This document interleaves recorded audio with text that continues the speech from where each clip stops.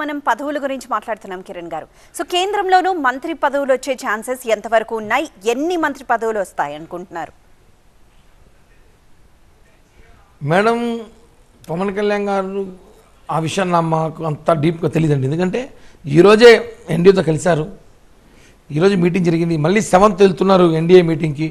8th 9th Modi గారి ప్రమాణ స్వీకారం ఉంది, అప్పుడు ఉండొచ్చేమో. ఖచ్చితంగా మాకైతే ఇవాళ గుర్తింపిస్తారు. జనసేన పార్టీకి పవన్ కళ్యాణ్ గారికి మోడీ గారు అత్యంత స్థానం ఇస్తారు, అత్యంత వాల్యూ ఇస్తారు. పదవులు వస్తాయి అనేది ఎక్స్పెక్ట్ చేస్తున్నాం. వచ్చినా హ్యాపీ, రాకపోయినా హ్యాపీ ఖచ్చితంగా. ఎందుకంటే పవన్ కళ్యాణ్ గారికి స్పెషల్ అక్కడ ఒక ఇన్విటేషన్ ఉంది, స్పెషల్ రెస్పెక్ట్ ఉంది మోడీ గారి దగ్గర. కాబట్టి పదవుల కోసం అయితే మేము ఎంపీగా పోటీ చేయలేదు. నిజంగా పదవుల కోసం పోటీ చేస్తే 5 6 పోటీ చేసేవాళ్ళం. మేము మా వాయిస్, జనసేన వాయిస్, ఈ రాష్ట్రపు వాయిస్, ఈ రాష్ట్రంలో సమస్యలు మా దేశంలో పార్లమెంట్లో వినిపించాలని చెప్పి మేము 2 పోటీ చేసి 2 గెలిచాం. ఆ 2 భవిష్యత్తులో 20 మంది అవుతున్నాడు ఎంపీలు. మేము ఖచ్చితంగా మేము పదవులు అనేది ఇంకా డిస్కషన్ ఆ స్థాయి వరకు రాలేదు. చూద్దాం, ఈ 2-3 రోజుల్లో ఏమైనా మా పరిణామాలు జరిగితే కూడా మంచిదే మేడం. రైట్. రాధాకృష్ణ ఫ్రాన్స్ నుండి కాల్ చేశారు. రాధాకృష్ణ గారు నమస్తే అండి. ఒక్క గిల్టీగా ఫీల్ అయ్యాను సార్ నేను ఎలక్షన్స్ రిజల్ట్స్ చూసిన తర్వాత. నా ఓటు కూడా మన కూటమి కేసు ఉంటే ఎంత బాగుండేది అనిపించింది సార్. ఆ దానిలో నా ఓటు లేదని నేను చాలా ఫీల్ అవుతున్నాను. కానీ అఖండ విజయంతో అదరగొట్టేశారు రిజల్ట్. వైనాట్ 175 ఆయన 11తో మూల కూర్చున్నారు. మనమేమో 165తో మనం అసెంబ్లీ గేట్ తన్నుకుంటూ వెళ్తున్నాం లోపలికి. సో నేనేమంటానంటే రాజధానిని చక్కగా అభివృద్ధి చేయండి. ఈసారి ఐటీ మీద బాగా దృష్టి పెట్టండి సార్. అక్రమ కేసులు మనం ఆ ధోరణిలో పోవం కాబట్టి మనం ఈ అభివృద్ధి మీద మనం రాష్ట్రాన్ని కుంటిపడిపోయిన దాన్ని నిలబెట్టి ముందుకు తీసుకెళ్లాలని కూటమి నాయకులను అందరినీ అభ్యర్థిస్తున్నాను. థ్యాంక్ యూ రాధాకృష్ణ గారు. మీరు చెప్తా అంటే మేడం, రాధాకృష్ణ గారు చెప్తా అంటే ఒక విషయం గుర్తొచ్చింది నాకు ఇప్పుడు. చెప్పండి కిరణ్. పోస్టల్ బ్యాలెట్ లాగా ఎన్ఆర్ఐ బ్యాలెట్ ఉంటే బాగుంటుంది అనిపించింది మేడం. ఎందుకంటే ఎన్ఆర్ఐ బ్యాలెట్కు పెడితే జగన్మోహన్ రెడ్డికి 11 వచ్చేది కాదేమో, సింగిల్ డిజిట్ పడిపోయాడేమో.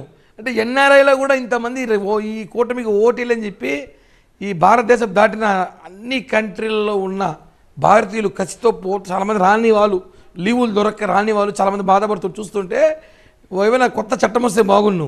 ఎందుకంటే పోస్టల్ బ్యాలెట్ లాగా ఎన్ఆర్ఐ బ్యాలెట్ పెడితే ఖచ్చితంగా ఈ 11 కూడా రాదేమో జగన్మోహన్ రెడ్డికి. అలా ఉంది పరిస్థితి చూస్తుంటే ఇప్పుడు ఈ లైవ్ ద్వారా. రైట్. సో ఇప్పుడు కూటమి గెలిచింది, అమరావతి రైతుల రియాక్షన్ ఎలా ఉందండి? రియాక్షన్ ఏముంది? అమరావతి రాజధాని, అమరావతి. గతంలో మేము చెప్పాం, బీజేపీ చెప్పింది, టీడీపీ చెప్పింది. అమరావతిని అద్భుతమైన రాజధానిగా తీర్చిదిద్దేందుకు మా 3 పార్టీలు కలిసి పనిచేస్తాయి. అద్భుతమైన రాజధాని తీర్చుకుంటాం. కేంద్ర సహాయంతో అమరావతి బ్రహ్మాండం చేస్తాం. ఈ అమరావతిని సర్వనాశనం చేయాలని జగన్మోహన్ రెడ్డి 3 రాజధానుల కుట్రతో 1000 కోట్లు కొట్టేసి, వైజాగ్లో డబ్బులు కొట్టేసి, వైజాగ్లో రుషికొండ మొత్తం బోడిగుండు కొట్టి ఇవన్నీ చేయడం చాలా బాధాకరం. అందుకే చెప్తున్నాం, అమరావతి రాజధాని, ఆంధ్రుల రాజధాని, ఆంధ్రప్రదేశ్ రాజధాని అమరావతి మేడం. అమరావతిని మంచిగా డెవలప్ చేస్తాం. అక్కడ మాకు పొలాలు ఇచ్చిన వాళ్ళకు న్యాయం చేస్తాం. ప్రతి ఒక్కరు చుట్టుపక్కల అమరావతిని చూసి ఇలాంటి రాజధానిని కట్టినందుకు పవన్ కళ్యాణ్ గారికి, చంద్రబాబు గారికి, మోడీ గారికి ఈ దేశపు ప్రజలు కృతజ్ఞతలు తెలియజేస్తారు మేడం. రైట్. అమరావతి ఫిక్స్ అంటున్నారు, కానీ రాష్ట్రం సంగతి ఏంటి? ఇప్పటికైనా ప్రత్యేక హోదాకు సంబంధించి ఏమైనా అడుగులు పడతాయా మేడం? అన్నీ వస్తాయి. పోలవరం, ప్రత్యేక హోదా అన్నీ కూడా వస్తాయి మేడం. ఎందుకంటే ఈరోజు ఎన్డీఏ కూటమిలో కీలక పాత్రగా మోనం. ఎన్డీఏలో మనం మాట్లాడుకున్నట్టు 400+ 350+ వచ్చుంటే ఈరోజు మనకి అంత ఓకే, మనకు అంత ఉన్నా కూడా ఆ ఒక్క క్రేజ్ తగ్గేదేమో. ఇన్ని సీట్లు ఉన్నాయి కదా అని మనం అడగలేము. ఈరోజు 2 తెలుగు రాష్ట్రాల్లో కలిపి 27 సీట్లు ఉన్నాయి. బీజేపీ, టీడీపీ, జనసేన కలిపి 2 తెలుగు రాష్ట్రాల్లో. ఎందుకంటే 2 తెలుగు రాష్ట్రాలకి ఆంధ్రప్రదేశ్ మీద బాధ్యత ఉంది. కాబట్టి ఇవన్నీ కూడా మనకి ఏదైనా మోడీ గారికి ఈ సీట్లు చాలా ఇంపార్టెంట్. ఇప్పుడున్న పరిస్థితిలో ఆయన కోరుకున్న సంఖ్య రాకపోయినా ఈరోజు ఎన్డీఏ కూటమిలో పవన్ కళ్యాణ్ గారు చెప్పినట్టు ఎన్డీఏ కూటమిలో మేము చేరి ఈరోజు బీజేపీ అధికారులు వచ్చి మళ్ళీ మోడీ గారు 3 సారి ముఖ్యమంత్రి, 3 సారి ప్రధానమంత్రి అంటే అసలు ఆయన కారణ జన్ముడు. అట్లాంటి మోడీ గారితో పవన్ కళ్యాణ్ గారు ప్రయాణిస్తున్నారు.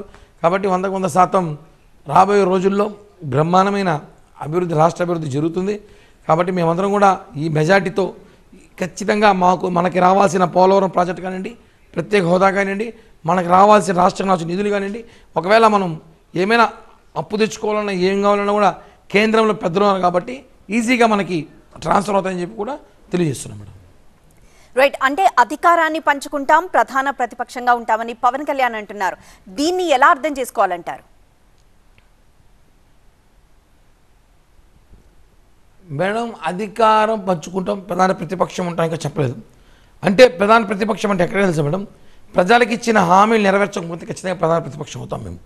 ఏదైతే ప్రజలకు ఇచ్చిన హామీలు టైం ఉంటుంది మేడం. రాసేటప్పుడు ఎలక్షన్ జరిగి ఒక 1 డే అయింది, రిజల్ట్ వచ్చి ఇంకా 1 year 1.5 year 2 years జర్నీ చేయాలి, అన్నీ ఉన్నాయి ఆటుపోట్లు. ప్రజలకు ఇచ్చిన హామీలను నెరవేర్చినప్పుడు పవన్ కళ్యాణ్ గారు దాన్ని ప్రశ్నిస్తారు.